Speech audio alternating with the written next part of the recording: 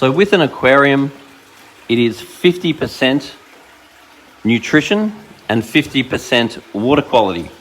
So the quality of these fish in general is very, very high. They've got lovely color and they are lovely fish. They don't look too fat, maybe slightly skinny, but in general they look very good.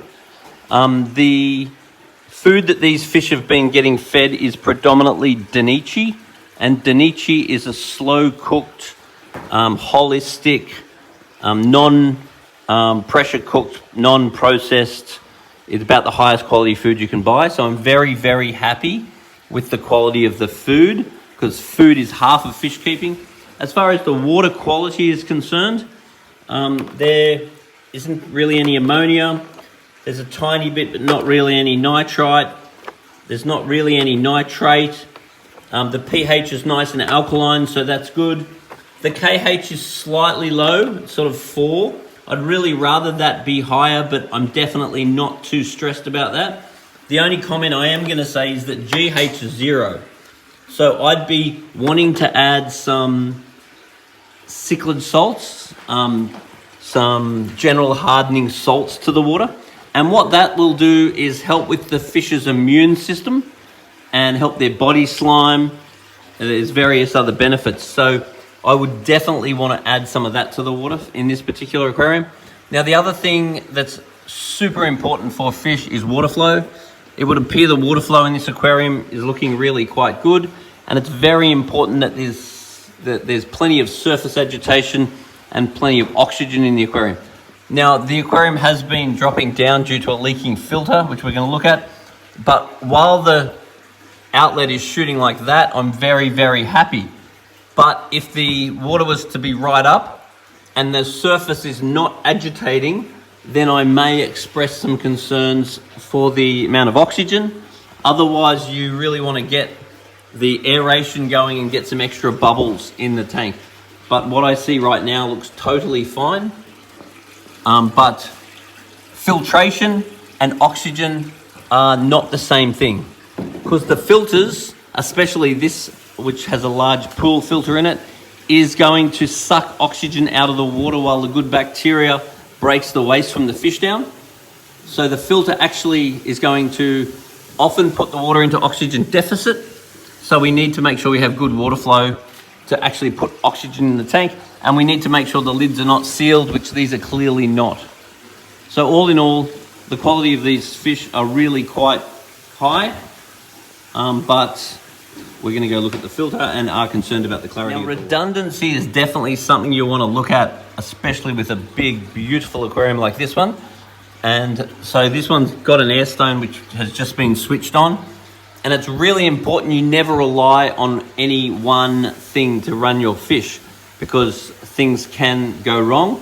So if this filter was to turn off, then this aeration would absolutely be vital for the fish in the event of the filter being off. Always have backups, particularly for an amazing aquarium. What we have here is a very big but completely not set up RO unit. And what this is meant to do is that there is meant to go off to the mains, but it's actually cut. So it's not going anywhere. And then there's a tap which is shut. And then this is an RO unit. So that should filter tap water into reverse osmosis water. And then you're going to have 2 outlets. One of these is going to be the RO water, which should be returned to the aquarium. And then the other one should be wastewater. So one of them would need to be down to the drain, and the other one would need to be in the aquarium. And then I'm assuming this should be running the solenoid. So what there should be is a sensor in the tank, and then when the tank comes down, it should activate the sensor, and that should turn the solenoid on. That will then let water into here, which means that some water is going to go to the drain and some water is going to go to the tank, and that should fill the tank up till it hits another sensor, and then that should turn off the solenoid. So if this was set up, it'd be awesome, but at this stage it seems to be redundant. And it is important you replace the filters inside this RO probably every 1 to 2 years, depending on the amount of water that's actually going in. So this would be a fabulous system if it was set up. And we're just cleaning the pre-filter on this pump. It doesn't seem very dirty. Now we're going to get inside there and figure out what's going on. So we have a leak here. The pump seems to be running very well, but the O-rings need replacing. And it really is not uncommon that O-rings need replacing if it's older than 5 to 10 years. So just checking what's inside this filter. So there's definitely a media inside here. If I push that in, there is lots of dirt coming out. I can push it right in.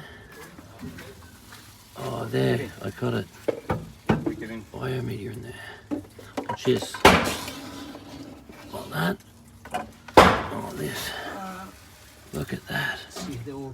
Whoa. Look at here. Big Holy shit. particles coming out. Yes, see? Holy shit balls. Wow. Another glass, you know, that. No. So dig it right in so it gets right in? Yeah. Okay. Oh, chocolate milkshake. Yes, exactly. Yum. So I think if you backwash this once a year, sorry, if you backwash it regularly, Okay. and then you just give this a clean once a year, I think it's pretty good. Okay. I think it's going to work pretty good. It's just so long and it's just clogged up.